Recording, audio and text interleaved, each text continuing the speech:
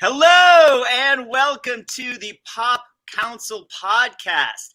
This is a show where we cover everything in pop culture. Each week on this show, we discuss topics in the geek world, as well as various fandoms such as Disney, Marvel, DC, Star Wars, theme parks, and everything in between. I'm Jami, Philbrick, editor-in-chief of Movie Phone and a member of the Hollywood Critics Association. And always, it would not be a Pop Council podcast without my co-host, Wendy Lee. Hey, Wendy. Hi. How was your weekend? My weekend was really good, actually. You know what? I checked out that show Tokyo Vice on HBO Max, and I loved it. I've been hearing really good things about it. It's really good. I mean, it has the Ansel Elgort problem, but if you can get yourself past that, Ken Watanabe is amazing. Michael Mann directed it. It's a really good show. I really liked it. Okay, I'll have to put that on my list. Anything exciting you see this weekend? Movie, film, TV?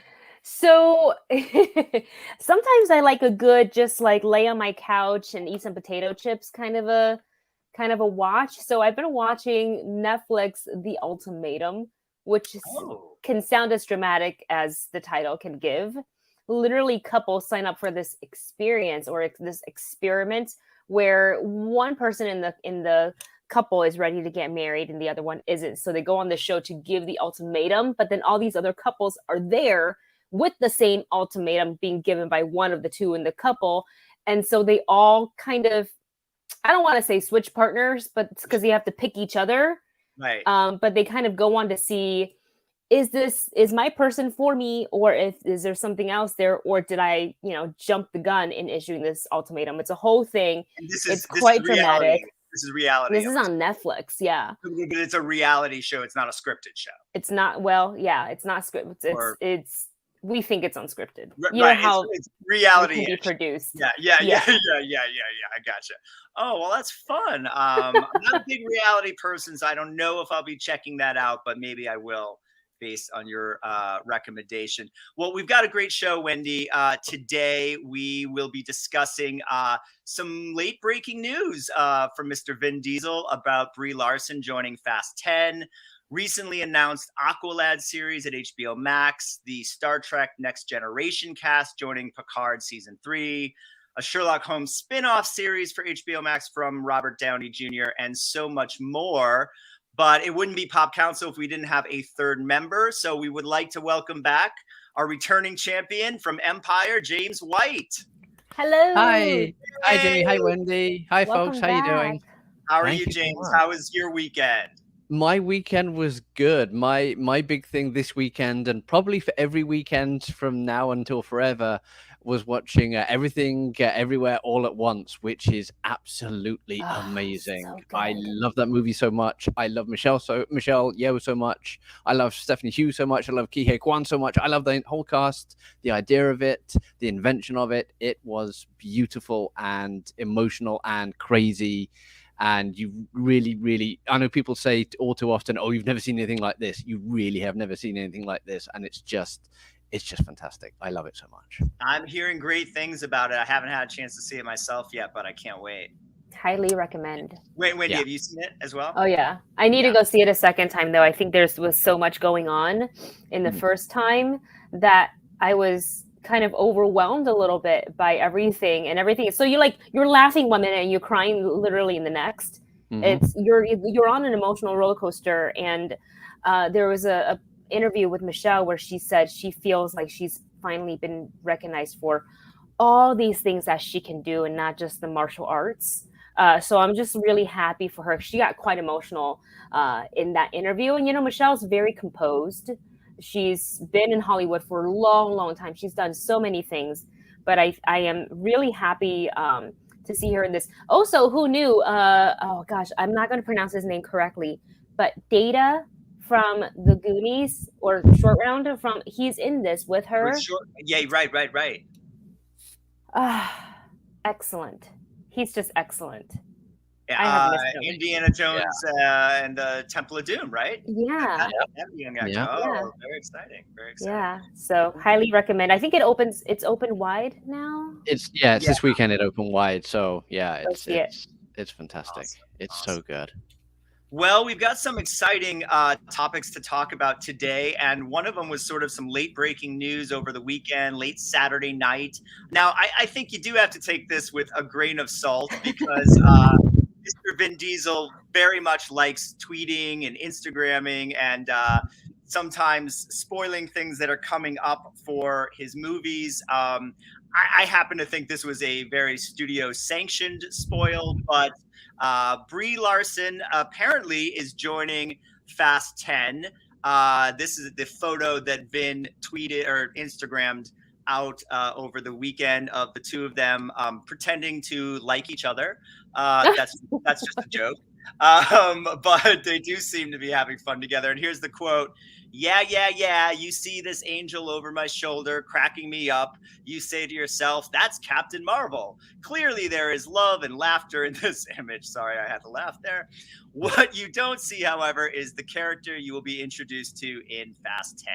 You have no idea how timeless and amazing she will be in our mythology, beyond her beauty, her intellect, her Oscar. Ha ha ha. Is this profound soul who will add something you might not have expected but yearned for. And of course, Vin ends that quote with "Welcome to the family, Brie." So I'm gonna just assume this is confirmation. I don't think there's any reason to believe this is an April Fool's joke or anything like that. So what do we think about Brie Larson joining? This is getting to be a pretty big cast. Jason Momoa has joined, and I feel like there was someone else recently announced, a fairly recognizable name as well. But I'm blanking on who that might be. But not someone clearly as famous as Momoa or as Aquaman or Captain Marvel joining the cast, but I know there was a third name. Yeah, I'm trying to look it up right now. I can see you there, doing it. There's an actress that was, and we said that, like, could she possibly be someone who's related to Michelle Rodriguez? The actress from yes. That's who it was. Yes. Right. Yes. So yeah, it's interesting addition. And an assumption that Charlize Theron Cypher is still going to be the main villain. I think we all sort of assume Momoa would be joining as a villain. Maybe he's a fourth or fifth secret Toretto brother. I don't know, which would actually be kind of neat and kind of, I think, fit into this world. Do we think Brie is good, is bad? I don't know. Well, I guess Michelle's still in there, right? Letty came back to life, so she can't be a love interest for Vin. So yeah, what do we think? Let's throw it to Wendy. What are your thoughts on Brie Larson, and what do you think she might be playing in the film? I think with an actress like Brie, I can see her going both ways. This goes all the way back to, when we met her in Scott Pilgrim versus the World. I'd love to see her take on a character like that. That would be super fun for her. Or she could, be on the family side of things, and she could be, a new driver that Vin Diesel's hiring. Really, all the casting they can really lean either way with any of these actors. That they're collecting actors like Pokemon, man, and not just actors. They're all superhero movie actors too, So this is a huge team up, and I feel like with each Fast and Furious, they get bigger than the last. So I don't even know. Like, we were already in space in Fast 9. Right. So where are we going? Are we staying in where is it going? I can't wait to find out. But I would imagine that some of these people end up over on Charlize's team as well. Like, the Torettos can't just have all these awesome people. We got to give some awesome people over to Cypher just so she can have, somebody on her team. I can actually see Momoa teaming up with Cypher, because I kind of want to see Dom and whoever Momoa is going to be playing butt heads a little bit. I think there could be a lot of fun back and forth with that. And I don't know, maybe maybe they have like the ladies not go off on their own, but maybe it's necessary that these ladies kind of, form their own little subunit because they're off doing something else to further the mission, whatever that may be for this movie. I'm looking forward to it. I am honestly a little surprised by Brie Larson. I really was when I saw this. Is this real? It's gotta be real if it's on the Instagram. So I would imagine, exactly. I mean, with Vin's sort of reputation for tweeting things out, I mean, there was the whole nonsense a couple months ago with the letter he wrote to The Rock, pleading him as my brother to come back and all that nonsense. I don't think that stuff is, sanctioned by the studios. But you don't tweet out, you don't announce a casting like this without being, sanctioned to do so. And then two interesting things before we go to James that you brought up, Wendy. One, you're absolutely right. How amazing would it be if these new cast members are Charlize's family? Is her team, right? And then you've got the classic family Toretto team versus the Cypher team. Like, that would be awesome. And then the other thing that you mentioned that made me think of this was, years ago when Stallone launched the Expendables franchise, the whole purpose of that was to be sort of, the older action guys and the younger action guys, and really like the all-star action team, which we certainly saw for the first couple of films. And also coincidentally had Jason Statham over there as well. And I feel like this has really become, the Fast franchise has really become what Expendables wanted to become.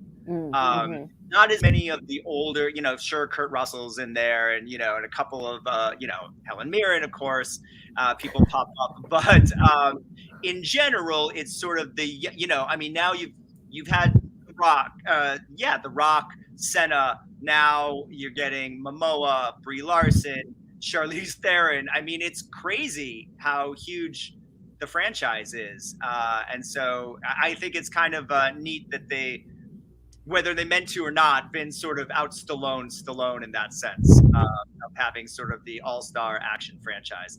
James, what's your thoughts on the Brie Larson of Fast 10? I kind of love how eclectic the Fast movies have become, just in terms of you just do not know who they're going to cast next. I mean, they could announce that for Fast 10 Part 2, Fast 11, whatever they end up calling it, Fast 10.5, they've got the CGI Garfield, still voiced by Bill Murray, is going to come in and be part of the team. I literally do not know, who's going to pop up next. But my favorite thing about the whole announcement is just literally Vin's performance art, the way he describes these things. You have no idea how timeless and amazing she will be in our mythology. It's like, dude, it's the Fast and the Furious movies. I love them. Don't get me wrong. I love them. But the way he describes them, it is like he's making high operatic art. And in some ways he is, but at the same time, come on, it's the Fast and the Furious, man. It's going to be a whole heap of fun.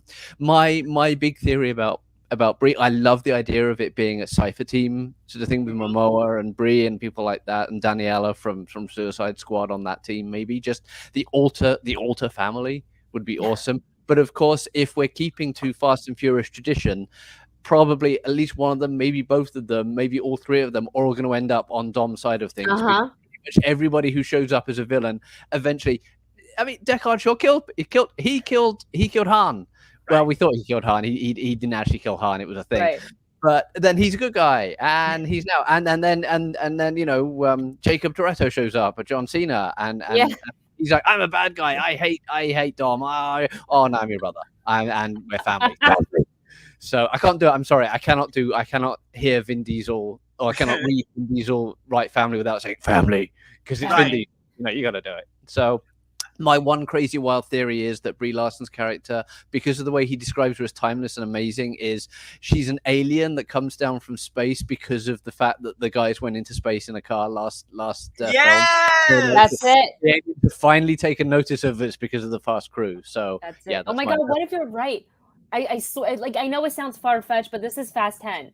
Yeah, I mean, there's no far-fetched anymore. There isn't far. Far is a quarter mile of a time, and they've been doing that for years. So, well, James, you brought up such a good point, and I want to say two things. One is, Vin Diesel does talk about the Fast and the Furious franchise like it's Hamlet, which is like both kind of sweet and also like hilarious. And then the other thing that I just want to point out is I remember I actually did a set visit to Fast 5, right? To the fifth one. Yeah. And got to talk to everyone, Rock, and it was, it was like a 3-day set visit because there were so many cast members. This was in Atlanta. And so, we were just talking to people every day. And I think came like the third day and we waited like 12 hours to get Vin. and we finally got Vin for like 10 minutes or whatever. And he starts talking about like the characters he's played throughout his career. So it was really like talking about Alexander Cage and Dom Toretto and Riddick, right? Those three characters. And then he started comparing them to like De Niro characters, like playing Vito Corleone and playing Travis Bickle. Yeah, Wendy, I see you're like jaw dropping. That was all of us. We were like, what are you talking about? Like, we love Vin Diesel, but like, he was comparing it like it with no irony, by the way, like zero irony. Like he was comparing his career to Robert De Niro. So, you know, God love him. He takes himself that seriously. And, you know, I don't know, it's worked for him so far. So, but you know, you do have to kind of, you do have to giggle a little. I mean, I love Vin, but you do have to giggle sometimes. I wish I had an ounce of that man's confidence, honestly. Yep. Like, I feel like I have a much easier time getting through my day-by-day life if I could just live in his like shoes for like 2 seconds. That confidence. You That's just amazing. have to live with what would Vin do? Like how would, you know, and you just like, you know, Jami, it's family. We need to get the podcast together this weekend. The family. So all right. So that's what's happening with Fast 10 for the moment, and exciting news with Brie Larson and Vin Diesel.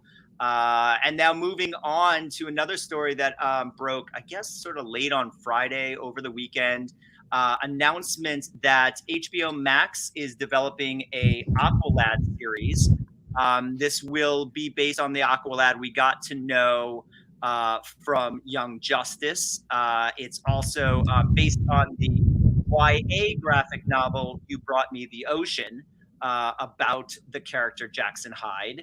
And Charlize Theron is going to be a producer on the project, which I think is exciting as well.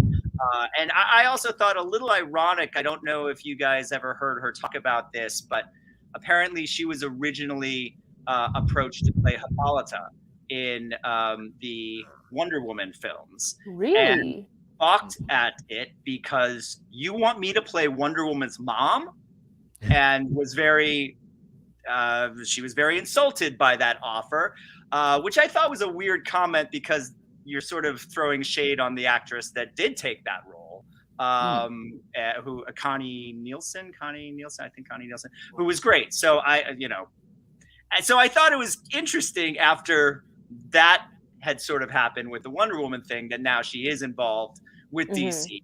And for those that don't know or haven't seen Young Justice, Jackson Hyde is an amazing character, obviously connected to Atlanta and Aquaman and some other characters that I don't want to spoil his actual parentage, but it's very interesting in the mythology of Aquaman. So starting with James, what are your thoughts on HBO Max developing the series and Charlize Theron's involvement? Well, it feels like kind of a natural development. It feels like Warner Brothers and HBO are really trying to build out the various DC projects. You know, obviously Peacemaker was a huge hit for James Gunn based on the Suicide Squad. You've got about 17 projects in various stages of development based on the Batman. Okay, about 2, but it feels like 17 sometimes in the way they keep changing. It does. And this just feels like a natural extension because it feels like DC and HBO willing to take a few more risks and do more interesting projects than maybe they could get on the big screen. I mean, they did DMZ recently with Rosario Dawson starring, and that was, fascinating and different. And this just feels like a natural extension of that. I mean, it's great to see some LGBTQA representation just push forward onto HBO and DC and everything like that. And he's a fascinating character. I think in the end, in the comics at least, unless I miss my guess, I did my due diligence a little bit, but I know he becomes another canonical Aquaman eventually. Correct. So that could be something maybe pushes forward into the movies. Momoa ever feels like, I'm too busy doing the fast movies. I'm going to step away from Aquaman. They've got a new Aquaman in the wings or in the reef, in the something. Anyway. I really like this idea, and it's another project. Obviously, Charlize Theron has form producing things with HBO. I think she was Sharp Objects. I think she produced through her company and everything. So this just feels like a natural fit. It's an interesting movement for her to produce a superheroic thing, but honestly, almost everything is a superhero thing these days, so it doesn't surprise me in the slightest. But I'm excited for it. I think it could be really good if it's handled properly and if it's done well. I think it could be really good. I totally agree. I love that HBO Max and DC are really they're clearly very invested in telling LGBTQ stories within the DC mythology and world. I guess the only thing I'd say is it concerns me a little bit that all these stories are only going to HBO Max and not getting theatrical releases, although that changed with Blue Beetle. Isn't that correct? Blue Beetle will get theatrical.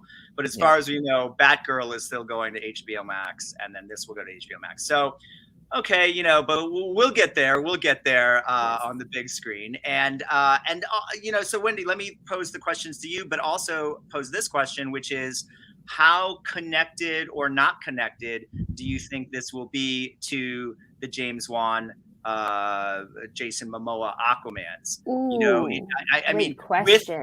with the DC multiverse, this could take place in, you know, a multiverse that is where Momoa's Aquaman is not the Aquaman. So, yeah, what are your thoughts? I think it can be exactly that. So, you know, we've seen.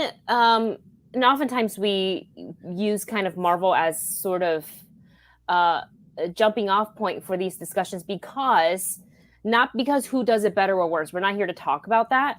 But each comic book property have their own version of the multiverse, right? Marvel has spent the last, 10 plus years building up the MCU to where it is today. The DCEU tried it a little bit, but it didn't really quite take off.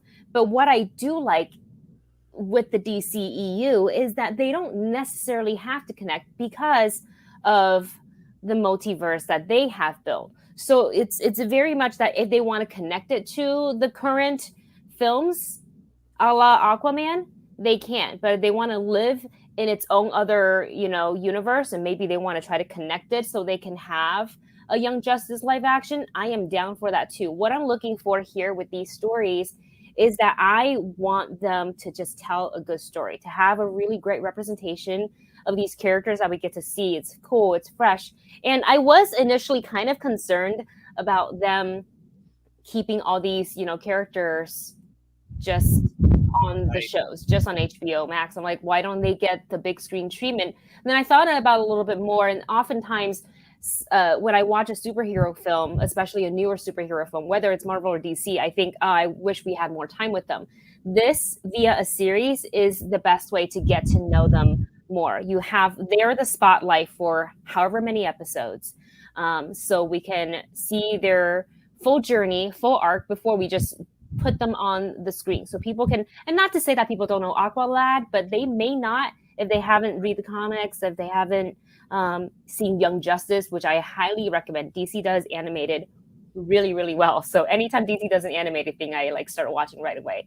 So I'm very excited about this. I think Charlize is the right person to do this. She also, you know, talking about superheroes, she's been in a ton of superhero / comic book / you know, action films. So I think she's gonna have a good grasp on the vision that she wants. And I'm excited for this character. Like, I see the concept art there over our shoulder here, and I think that looks sick. I can't wait to see this. Yeah, it's interesting. You know, I think older DC fans may be familiar with Aqualad or the idea of Aqualad, but not this Aqualad, because I believe he just came out in like 2010 or 11 or something like that. It was created for Young Justice, but actually appeared first in Jeff Johns' Brightest Day. So yeah, so that's interesting. And also, Wendy, you mentioned sort of the multiverses, Marvel versus DC, and you know, obviously, yeah, Marvel spent 10 years building out the MCU, and now introducing, you know, sort of as part of the multiverse, obviously what they've had at Sony and, you know, Spider-Man and some of these other things. And maybe we'll see, you know, X-Men characters in Doctor Strange 2. We don't know, you know, that kind of thing. But also, I just want to say, like, DC, if you count what they've done on the CW with the Arrowverse shows, and actually having their own Crisis on Infinite Earths miniseries that did tie in the Tim Burton Batmans and the Christopher Reeve Supermans, you know, I know it's only television and it's only the CW, but there's sort of they've really built out a multiverse as well, and that whatever happens with Michael Keaton and other characters in the Flash, I think will sort of tie into that, you know, Crisis on Infinite Earths. There's a way they can tie that TV series, all the film, all the animation, you know, the way Marvel is as well with, you know, What If and all the other stuff that they're kind of tying in together. So it'll be interesting to see, but it's a great character, a really great character, and with a lot of really interesting aspects to his mythology, and so it'll be really interesting to see what happens with that. Absolutely. Moving on, we're gonna boldly go where no man has gone before. I know this is a topic that both James and I, as TNG fans, were excited about, but of course, we had recently the Picard season 2 launched. And we've seen on Picard actors from the Next Generation appear. Riker, Jonathan Frakes appeared in the first season along with Brent Spiner. This season we got Whoopi Goldberg's return, as well as the great John Delancey as my favorite Star Trek character, Q. And then we got the announcement that season 3, unfortunately, will be the final season of Picard. Which in a way I think is great because you want to sort of tie up that story. You don't want it to go on. And that the remaining Next Generation actors who have yet to appear, including the great LeVar Burton, as well as Michael Dorn as Worf, they're all returning. I believe Will Wheaton is the only original cast member that I have not seen attached, but I kind of forgot what happened to his character, so I don't know if he's even alive in the canon or what happened, because I don't believe he appeared in even the Next Generation movies. He's in Nemesis. He's in the start of Nemesis. Okay. At the wedding. Okay. He pops up at the wedding of Riker and Troy. Nerd alert. Yeah. As sort of a cameo, though, right? Because as a really super quick cameo. I mean, written off of the series. Yeah, he kind of joined. As far as I remember, he joined the Traveler and became sort of like a time space traveling, like, because he had the power to. He sort of had the power to sort of shift in time and space and everything. So that's kind of how they sort of slowly moved him off the show. So yeah, or quickly. Yeah. So he's the only original cast member not brought back yet. You know, but all the others are coming back. So, well, James, why don't we just shoot to you? What are your thoughts on the not only season 3 being the finale, but bringing back everyone else who hasn't, especially LeVar Burton and Michael Dorn? Yeah, I'm excited to see them all hanging out again. You know, obviously I'm excited for them because if you know the Next Generation cast, you know how close they are. Even if they're in separate places, they always seem to be talking to each other, or, you know, if they get together at conventions, they absolutely love spending time with each other. So it'll be fun to see them bring that energy to Picard. I thought the episode with Riker and Marina Sirtis' Troy in particular was great in season 1.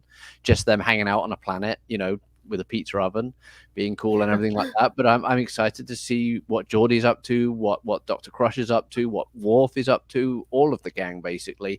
I'll be fascinated to see how they actually tie it into the storyline. My one sort of concern maybe is that season 2 has been maybe pushed the nostalgia angle a little bit too hard. It feels like they're going to the nostalgia well a little bit too much with, I mean, I love Q, don't get me wrong. John Delancey is a god in the show, literally, but he I would always watch him just do his thing. It's just, I feel like with the Ball Queen, with this, with that, it's a little bit sort of, it doesn't always feel like Picard is standing on its own 2 nacelles. So I just worry about that a little bit. I worry about overdosing on next gen nostalgia, but honestly, as a fan of the Next Generation, dyed in the wool, watched it during all through high school, everything like that, I can't wait to see this gang back together. As for it being the final season, I think it's all right. You know, I would like to see, I'd like to see a couple more seasons, but honestly, you know, Patrick Stewart's not getting any younger, and I don't want to see the show just drift off into 6 seasons of, oh, we've done this, we're on that. Who can we bring back from X show this time? Who can we dip into Star Trek history for this time? So yeah, I'm sorry to see it go, but honestly, yeah, let it leave on what hopefully will be a high, because I know they've shot season 3, so I'm sort of fascinated to see what they do with that cast and what the story is. So yeah, I'm thrilled to see them all back. To be honest, it's like seeing distant family members at a reunion. It's wonderful.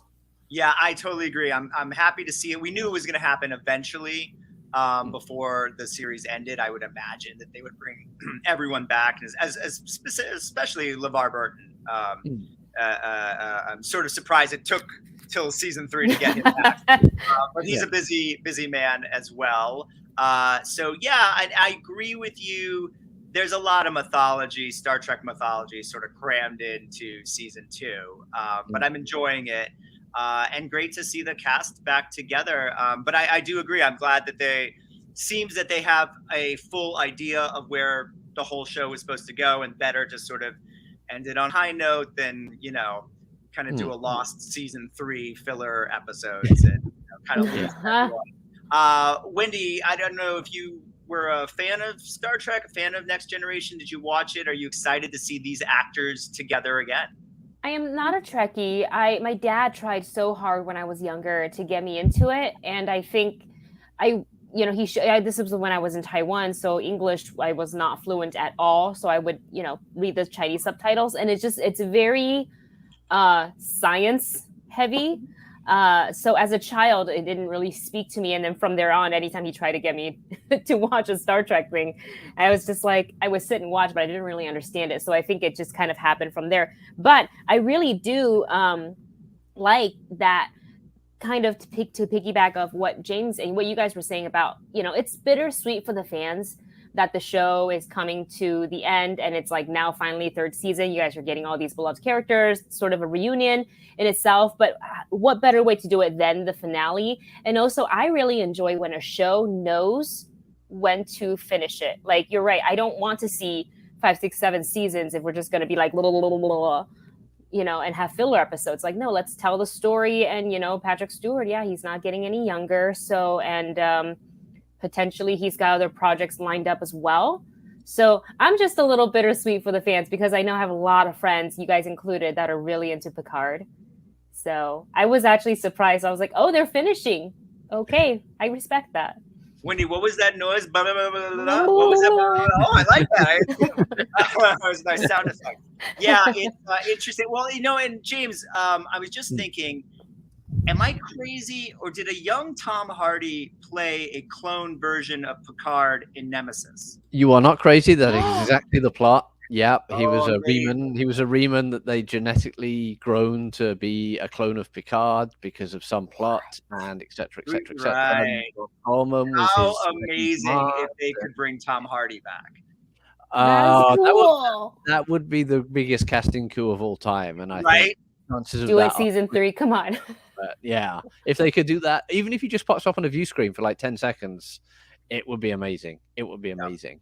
But yeah, I mean, hell, they could catch him when he's doing one of those, reading bedtime stories for kids in Britain and everything, and have him get him in some makeup, stick him on a view screen, boom, you're done. Is that a thing Hardy does? He reads bedtime stories to kids? It's a thing on the internet. It's a thing. I didn't know that. Let's just say, he's on TV. He's on British TV. He's done it once or twice, I think. Like, people have done it. There's a British kid show called Jack and Ori. I don't know if it's still that branded now, but all sorts of, like, Tom Hiddleston's done it. All sorts of people have done it. And yeah, Tom Hardy, let's just say Tom Hardy, the kids liked it, and the ladies and the gentlemen who liked Tom Hardy, they also all liked it. So yeah, I'll just leave it at that. Heck yeah. I'd like to see him read bedtime stories as his Bronson character. Yeah. Anyone remembers that? Great. Yeah, Bronson. I mean, Bane in the Bane voice would be great. Yeah, or even as Venom, like have Venom and Eddie do like one day. Venom and Eddie read one together. Sure, Mad Max could do one. I mean, there's all sorts of great vocal sounds we could hear from Tom Hardy. Moving back to HBO Max and to some more TV news. A lot of TV news this week. And this is a little, of a strange announcement, but it looks like Robert Downey Jr. will be producing and developing a Sherlock Holmes spinoff for HBO Max. Now, you ask, well, what is that? Is that going to be a Watson show starring Jude Law? Is that, some other, what is that show? And from what we understand, it will feature characters that will be introduced in Sherlock Holmes 3, assuming that movie ever gets made, as that's been on the in the development hell for probably about 10 years, right? I think the first one came out in 2009, and I'm going to say the sequel was like 11, maybe 12, something like that. 11, so we're over a decade since the second one. I don't know if anyone is, as much as I love the first two and love Downey and Jude Law together, I don't necessarily hear anyone screaming for Sherlock 3. I guess now that his Iron Man days are over, although we know he could return if he wanted to in a second. This is his other franchise, so we got to get it going again. Interesting to announce a spin-off series to characters we haven't even met yet, and I'm not familiar enough. If you don't mind, Wendy, let's go to the Brit here on the Sherlock Holmes stuff, because I'm not aware enough of the Sir Arthur Conan Doyle, right? Material. Are there characters that there could be a series about that we haven't seen in the films yet from the books that aren't Watson and Holmes? Yes, it's the books are sort of full of a fair amount of characters. You've had shows based on, there was the Netflix show, I think it was The Irregulars, which was last year, I seem to remember, which was basically the kids, like the homeless slash, sort of poor kids who basically help Sherlock. And The Irregulars?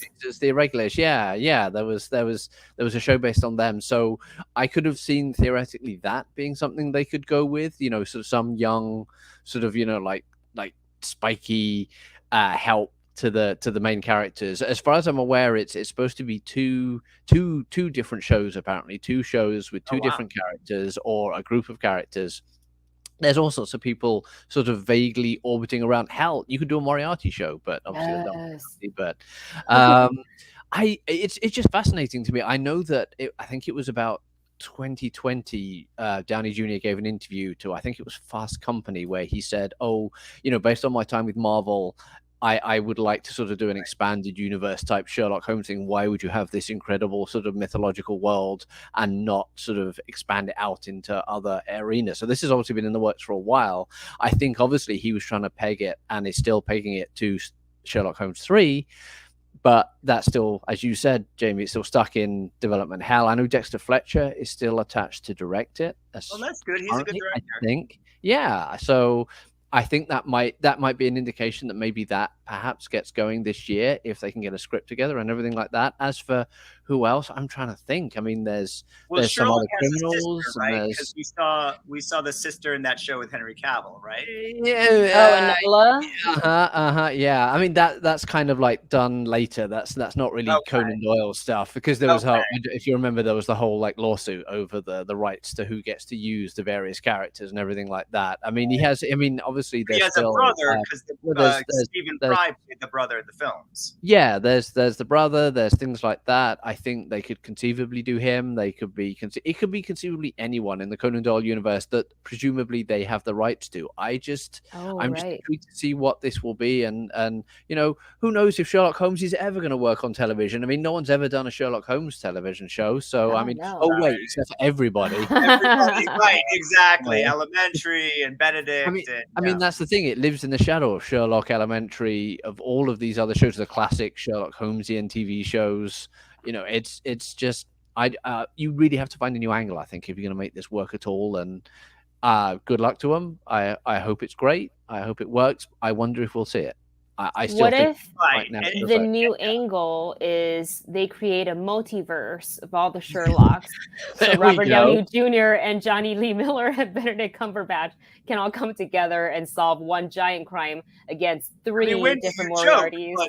That's that could, you joke, but yeah, I could see that in the world we live in possibly happening. I would watch that. Honestly, I'd watch that.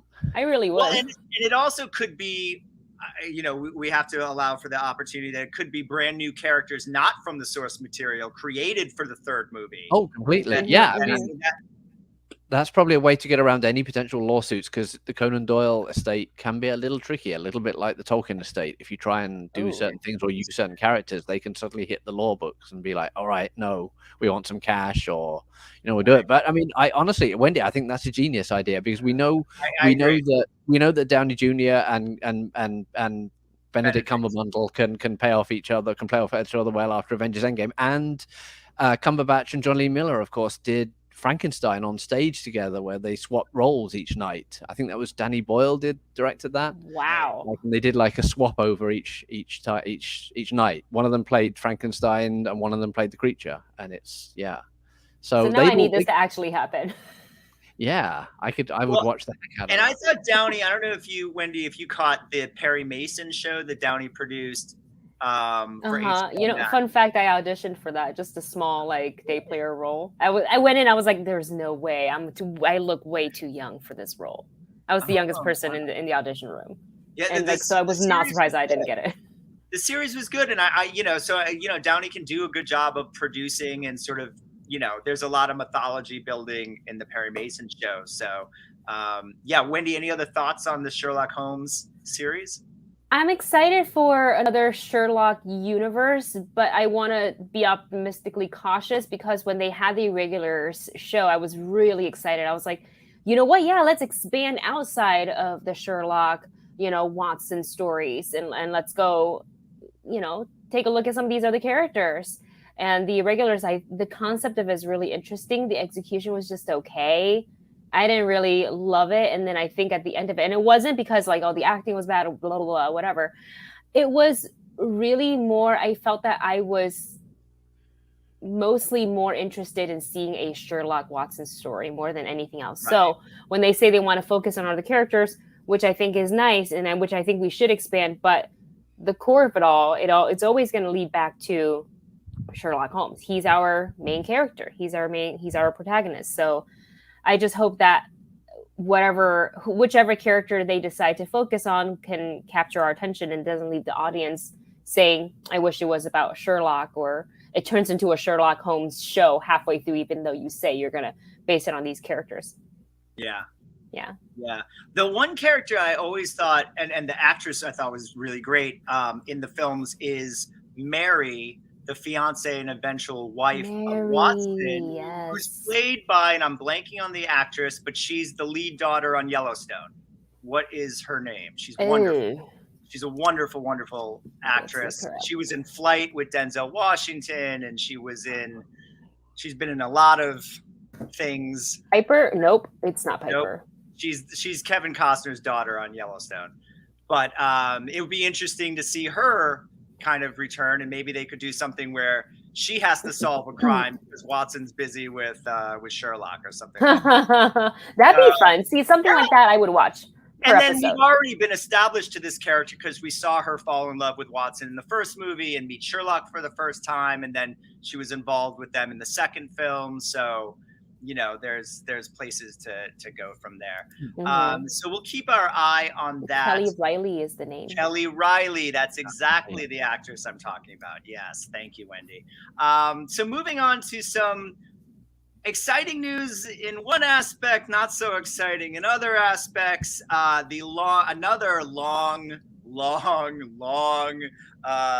developing in development hell project is Beverly Hills Cop 4, with Eddie Murphy returning as the iconic Axel Foley.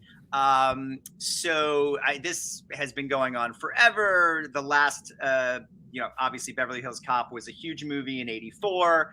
The sequel, directed by Tony Scott, was, which we see a photo from here, more of an action film, but a great 1987 movie. A not so great Beverly Hills Cop 3 that kind of became more of a comedic nonsense, directed by John Landis, who is an amazing, legendary director, but not one of his best films. He would admit that. I've heard him say so in interviews.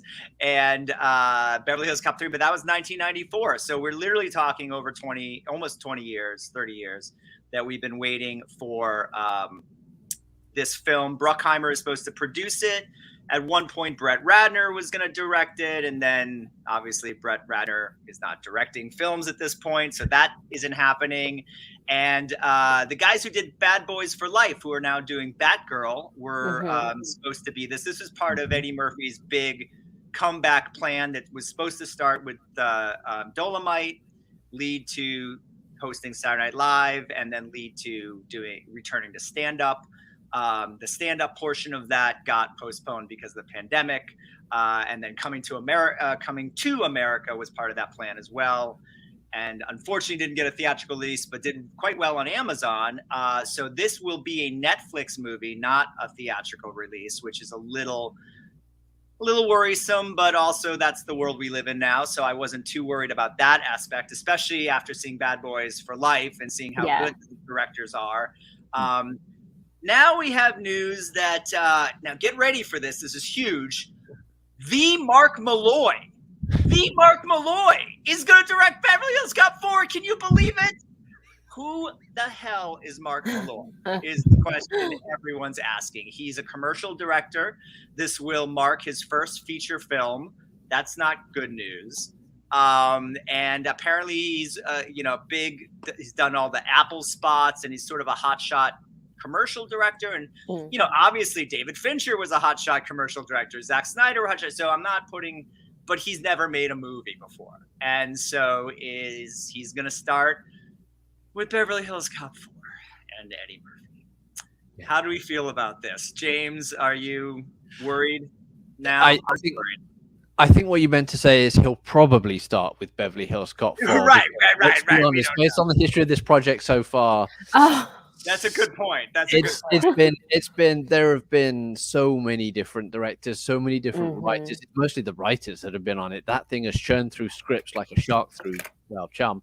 But it's interesting that they've gone with somebody who obviously would be brand new to directing a movie, but obviously he's done a load of shorts, and if Apple is willing to give him a load of money to do different ads for them, and he's done all sorts of things, then maybe he'll get his shot, and he'll be a fresh voice, and he'll be new and up and coming, and he'll be different, and it'll be interesting to see how much control Eddie Murphy has over it, because obviously he's producing still as one of the producers, and this is one of his sort of main stalwart characters that he really did love playing, and he has very invested in. I mean, I honestly would say give the guy a chance to prove himself.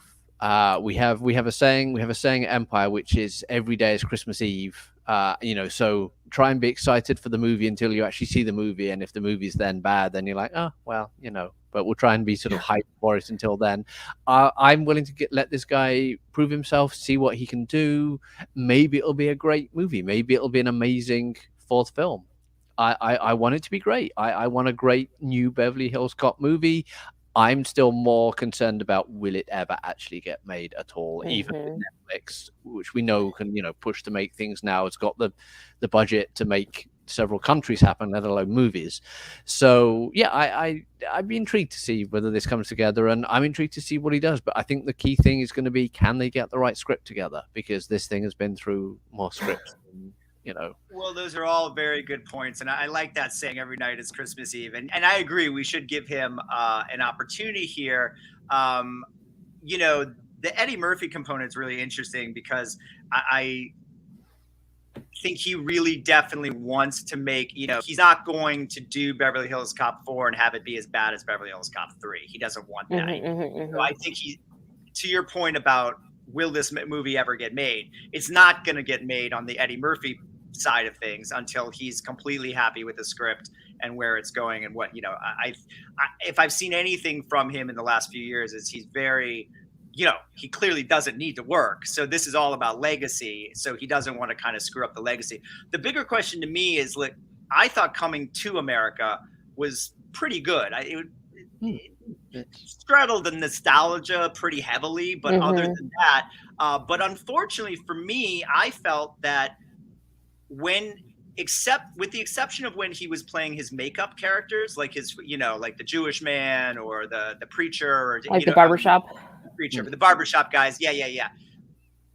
when he's in all the makeup, he was giving great performances. When he was just playing the king as Eddie Murphy, he was walking through that. He was not performing. Like, he was not delivering a performance. He was just walking through the scenes as Eddie Murphy. And that's my concern. And he did a great deal of that in Beverly Hills Cop 3. In fact, John Landis, I've heard him say in a podcast, he talked about how, well, first he had a bad time on Coming to America, and he and Eddie were sort of at odds. And when Sherry Lansing offered him Beverly Hills Cop 3, he said, great, who's going to play Axel Foley? Because he didn't think he'd work with Eddie. And then they worked together and had a good time. But he talked about, that Eddie didn't want to play Axel Foley comedically, because in Eddie's own words, Axel's a man now. Axel wouldn't do that. So every joke Landis gave to Axel, it ended up going to Judge Reinhold or one of the other actors in the scene, because Eddie didn't want to do anything that he felt, he was trying to be more serious with the role, coming off of the action movie that was Beverly Hills Cop 2, but Landis was trying to make a comedy. So, I just hope that he's on board with the director and they're on the same page about what they want to do, because Eddie can purposely not be good when he wants to be, to make some sort of point, to the detriment of his own career at times. Wendy, what are your thoughts about a Beverly Hills Cop 3? I mean, I'm happy to the fourth one. I'm happy to see it if it can happen. I am a little sad to see that the original directors exit out of the project, but I know everybody has a lot on their plate these days, so I would rather want the directors that they pick to be solely focused on this project than kind of have their attention split because they took on a lot of work. So with that said, I'm curious to see what the director Mark Molloy can give us. I think commercial directing, it may not be as grand as, like, say, a movie on paper, but if you've been on set of some of these commercials, their production is just as huge, and Apple's got money. So these are probably huge budget sets and things like that. So as far as bringing us back to Beverly Hills Cop 4, I would like to see Eddie's character. Like, is he still going to be the detective, or is he going to have been promoted to captain or something like that? Is there some young hotshot that's coming in that's going to try to steal his spotlight or something? I'm curious to see what it is, but you're right. I think Eddie will have a lot to say, or a lot of say in which direction this script goes. So as long as everybody can be on the same page and we're speaking the same language, then we should have a very fun movie coming to Netflix. It's interesting. I just thought of this, and I don't know if you know this, if I mentioned this before, but they actually tried to do a Beverly Hills Cop TV series about 10 years ago on CBS. Barry Sonnenfeld directed the pilot. Brandon T. Jackson played Axel Foley's son, and he goes to Beverly Hills because his friend got murdered. And it's basically, the first movie sort of through the eyes of the son. Okay. And Axel had been promoted to captain in Detroit, in this mythology. And Eddie made a cameo in the pilot. CBS didn't pick up the pilot. The series was never made. It was produced by Sean Ryan, who did The Shield. So Kevin Pollak was, I think, the new sort of, Beverly Hills police officer, sort of the Judge Reinhold part, in a sense. It never saw the light of day. And I can't even find it on YouTube. I would love to see that pilot. It's got to exist somewhere. So, it's interesting to think, like, where is he going to take the character? I almost think it's got to be like, almost what they're doing with Top Gun 2, where, 30 years have gone by and he's still a detective and he never, got promoted. I don't see how Axel Foley becomes, takes over for Gil Hill and becomes the captain of the Detroit Police Department. It's going to be interesting to see what direction they take the character. And I'd also like to see, as much as I love the first one, the second one's maybe my favorite of the whole series. And that's more of an action movie because it was Tony Scott than a comedy. I'd love to kind of keep it going in that direction. But with the third one, they went back to they even went more like slapstick with the comedy in the third one than they did with the first. So it will be interesting to see, but I've got my fingers crossed. I'm a huge Eddie Murphy fan, grew up on Axel Foley, and would love to see the return of that. And I just love to see Eddie Murphy returning in anything, when he gets the opportunity. So I think that's going to be it for today, and lots of good stuff that we talked about. But James, we thank you so much for coming in again this week. Let everyone know where they can check you out. Well, as always, thank you for having me. It's always a good time on Pop Council. You can find me on @JamWhite on Twitter, where I ramble about things and still talking about Eagly on Peacemaker. Just nobody try and stop me. It won't end well. @JamWhite on Instagram. I'm also on Facebook, and obviously EmpireOnline.com, which is where I do most of my news writing work and some features and some bits and bobs. And finally, I have a Substack called J Writes, where I do sort of a weekly review column and whatever else springs into my brain at any one time. And yeah, you can basically find me there if you're really inclined to. We're inclined to. Awesome. Bits and bobs. We want to also thank you, our audience, for tuning in, and want to remind you that we're just one of the shows that you can find on the Hollywood Critics Association's network. So be sure to hit that subscribe button, like this video, and tune into Pop Council every Monday at 11 a.m. Pacific time. Wendy, great doing another show this week and seeing you. Let everyone know where they can check you out. Thanks, Jamie. Always a fun time, honestly. You can find me right here on Pop Council every Monday, 11 a.m. PT. You can find me on YouTube, the Movie Couple channel, where we talk trailers, show reactions, movies, and more. And you can find me across all social media at just my name, Wendy Lee Zaney. And I'm Jamie Philbrick. You can find me at Philbrock on Instagram or Twitter, at my name on Facebook. And please check out MoviePhone.com for showtimes, reviews, news, and all that good stuff. And be sure to come back to Pop Council next Monday at 11 a.m. and we will see you then.